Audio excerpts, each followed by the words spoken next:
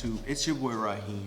I make lifestyle and entrepreneurship videos. About 5 months ago, I made a video called I Tried Installing a Spoiler on my 2017 Ford Fusion. This looks like the wing part. It got some nice bubble wrap on it. It feels so good. It actually went very well. The spoiler, loved it. But you guys didn't get to see that much of the Ford Fusion. So today, I'm gonna give you a walkthrough of my Ford Fusion, how it's doing, and some of the things that I really like about the aesthetic of the car after adding the spoiler to it. I know this is an update that you guys have been wanting to see, so here it is. Let's go.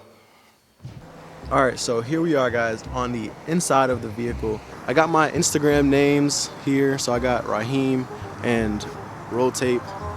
This is what you guys came to see, which is the spoiler. So I guess I'll talk about that a little bit first. One extremely sad day, I came out of my apartment. This was at like a 90-degree angle, extremely unfortunate. Messed up the paint pretty bad. It's on both sides actually, so you can kind of see it on this side as well. I bent it back into place. It's not the fault of the product that happened. As you can see on this side, nothing bad has happened to it, so this is actually adjustable.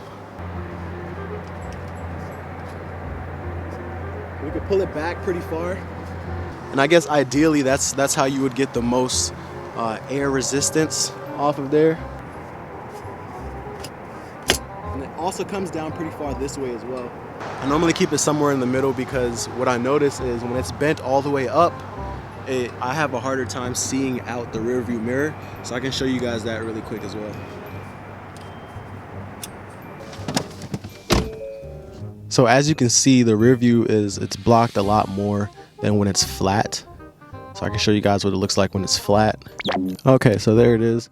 Not a big difference, but there definitely is about a 5 to 10 centimeter difference in viewing. Now from a practical standpoint, I kind of feel a little bit of a difference when I'm driving at higher speeds, not necessarily when we're going slow at all. It might be a bit of a placebo.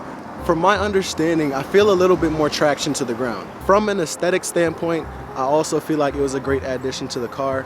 As you can see, it would be a little bit more plain, a little bit more just like a regular sedan. Definitely gotten a little bit more attention on the highway when I'm driving with other people that have modified cars. Quite a few people have tried to race me.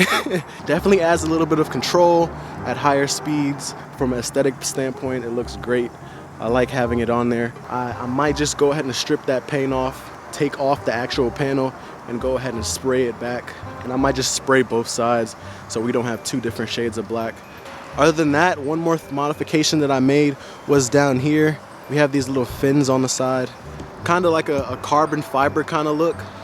I think it adds a little bit to this area down here.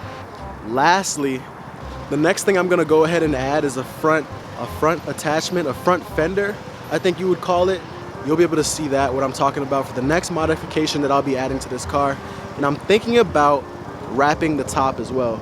The top is silver, but I feel like if I had a black top, that'd be cool. And I also want to black the rims. Ah man, I got the tinted windows already. I was thinking about dropping it a little bit. We'll see about that one. Man, what is up with the gas prices these days? So it took $28 to fill up this time. That has a lot to do with the time of day, the time of week. It's Friday.